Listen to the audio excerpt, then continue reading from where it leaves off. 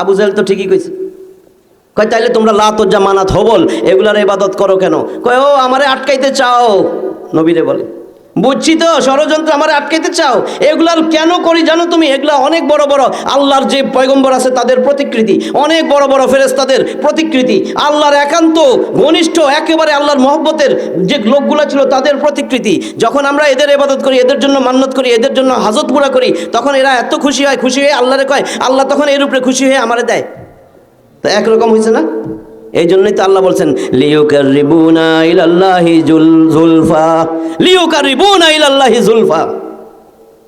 আয়াতটা 39 নম্বর সূরা জুমারের আছে 75টা আয়াত, দলবদ্ধ জনতা 3 নম্বর আয়াত।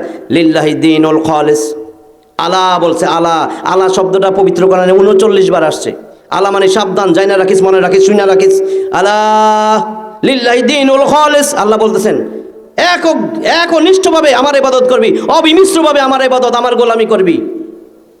তারপরে কি বলছেন? ওয়াল্লাযীনা ইত্তাখাযু মিন দুনিহি আউলিয়া। দেখেন কি বলেন, যদি তুই আমি আল্লাহর বাদ দিয়ে কোনো অভিভাবক ধরস, কোনো ওলিয়া উলিয়ার অভিভাবক বানাস, আল্লাহর কথা কিন্তু মাথা খোলেন।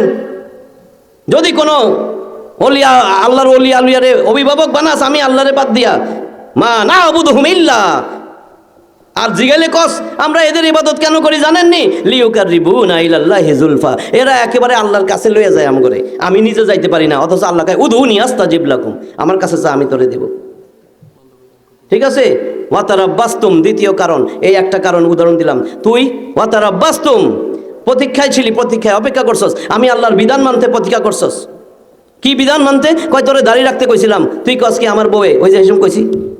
বয়স হয়ে লোক, বয়স কত? কয় 47। কয় এখন রাখেন না, কয় তোর ভাবি পছন্দ করে না, দাড়ি রাখতে পারতেছে না। টাকনুর উপরে প্যান্ট উঠান না কেন? মসজিদে গেলে দিয়ে টাকনুর উপরে উঠান, মসজিদে কি কাদা পানি আছে? কাদা পানি এজন্য নিয়ে উঠান। কয় ও পানি আর কাদা গেলে প্যান্ট উঠান, জাহান্নামের ভয়ে উঠাইতে পারেন নাই, এটা বোঝানোর জন্য বলছি। দেরি করতেছেন। ও হাজী সাহেব আপনার এত জায়গা জমি, হজ করেন নাই? কয় আমার হাজী সাহেব কইস না, এখনো হজ করি নাই। কয় চাচা বয়স কত? কয় 66।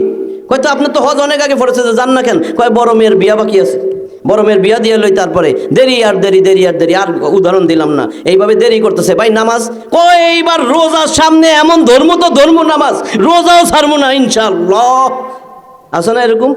রোজার গ্যারান্টি আছে, যদি মইরা বেটকে যান এর আজকে রাত্রেই, রোজার আগেই ধরতে পারলেন না। ওয়ারতাবতুম, সন্দেহ পোষণকারী, আল্লাহর বিধানের ব্যাপারে সন্দেহ পোষণকারী। কয় ও হাজী সাহেব আপনি তো তাজা হাজী, মাত্র 7 দিন আগে আইছেন, আপনি আল্লাহর বিধানে, আমরা কি আল্লাহর বিধানে কোনো সন্দেহ করি?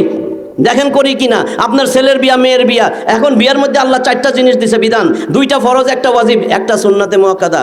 ইজাব কবুল ফরজ, মোহরানা এটা হলো ওয়াজিব, আর আল্লাহ ছেলের লইয়া যাবে বউডারে উঠাইয়া 3 দিনে অলিমা করা, একটা ছাগল কোরবানি দেওয়া। এই 4টার বাইরে কোনো কিছু নাই। তাহলে আপনি আল্লাহর বিধান যদি অস্বীকার না করেন, তাহলে ঢোল তবলা বাজান কেন? 3 দিন আগে লাইটিং একেবারে ডিসচার্জ ডুডুম ডাডাম করে একেবারে ফ্লোর কাপাইয়া, হ্যাঁ সাউন্ড বক্স আইনা করেন না? তারপরে আবার সুনকাম সেন্টারে মেয়েটারে বিয়ার দিন লইয়া যান না, একেবারে সাজাইতে সাজাইতে সাজাইতে সাজাইতে, তারপরে রসুল কইছে 14 জন মাহারাম। এইবার কমিটির সেন্টারে নিয়ে সবাই সামনে বসাইছেন, কন কি 1000 লোক আইব, দাওয়াত দিছি, ওই 1000-এর মধ্যে যদি 400 500 600 পুরুষ থাকে, আপনি কন আরে রসুল কম বুঝছে, কয় 14 জন মাহারাম। যাইয়া দেখেন কমিটির সেন্টারে আজকে 600 জন মাহারাম। তো কি আপনি কিসের বিধান মানলেন? সন্দেহ করেন? হ্যাঁ, তারপরে আবার কয় এই বন্ধু তোর বউ এত সুন্দর রে, তুই এত সুন্দর ভাবি পাইছো স্যারে, ও ভাবি একটু বেটকি দেন না, একটু সেলফি তুলি, ভাবি ভাবি একটু সেলফি তুলি। মাহারাম এগুলা কি আল্লাহর বিধানে আছে? না নবী বুঝে নাই? নবী যদি এখন থাকতো তাহলে ঢোল তবলা নবীও বাজাইতো না, নাউজুবিল্লাহ। তাহলে আর বললাম না, এরপরে কি? ওয়া গাররাতকুমুল আমানিউ হাত্তা জা আমরুল্লাহ ওয়া গাররাকুম বিল্লাহিল গারুর। এক কথায় শেষ করে দিতেছি, শেষ পয়েন্ট, যে তুই তো মিথ্যা আশা আকাঙ্ক্ষার পিছনে দৌড়াইছস, শয়তান তোর চোখে রঙিন চশমা পরাই দিছে, তোর অন্তরে তোর চোখে দুনিয়াটারে এমন সাজগোজ করাই দিছে, দুনিয়ার পিছে তুই লোভ লালসায় জ্বলতে জ্বলতে জ্বলতে জ্বলতে দৌড়াইতে দৌড়াইতে আলহাকুমুত তাকাসুর হাত্তা জুরতুমুল মাকাবির, ধন সম্পদ টাকা পয়সা জায়গা জমি নারী বাড়ি মিল ফ্যাক্টরি করার পিছে দৌড়াইতে দৌড়াইতে কবরে আইসা তোর হুশ হইছে। কারণ কি? তোর শয়তানে তোর চোখে। আমি আমার বাস্তব ঘটনাটা বলি। আমার যখন অল্প বয়স, আমি ঈদের সময় ঈদের নামাজ পড়াই আমি দেখতাম আরে বেলুনালা আর চশমাওয়ালা, আমি সঙ্গে বলতেছি, প্লাস্টিকের চশমা বেচতো 2 টাকা, আমি 2 টাকার লাল চশমা হলুদ চশমা এগুলো পকেটে রাখতাম। আর যখনই দেখি লাল চশমা লাগাইছি, আমার সামনে দিয়া চাচা যায় লাল, রিক্সা যায় লাল, ওরে বাবারে ট্যাক্সি যাইতেছে লাল, ওরে আইসা ঘরে আইসা দেখে কি আব্বা ভাত খাইতেছে, আব্বা লাল, আম্মা লাল, চাচি লাল, আরে আমার মাইয়া সব লাল। এরপরে হলুদ যা লাগাইছি, আম্মা হলুদ, আসমান হলুদ, আরে বাইরে গেছি দেখি রিক্সা হলুদ, আসলে কি আব্বা হলুদ আম্মা লাল।